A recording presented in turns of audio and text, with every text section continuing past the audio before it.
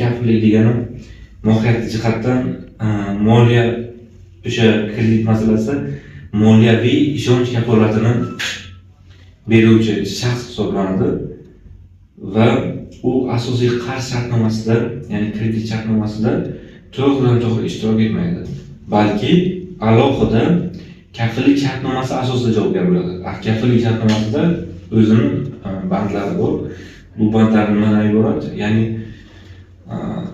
kredit oluvchi shaxs, qarzdor shaxs agar o'zini majburiyatlarini bajara olmasa, pulini to'lay olmasa, kechiksa yoki boshqa narsa qilsa, bank kafildan mana shu mablag'larni bajarishni so'rashi mumkin.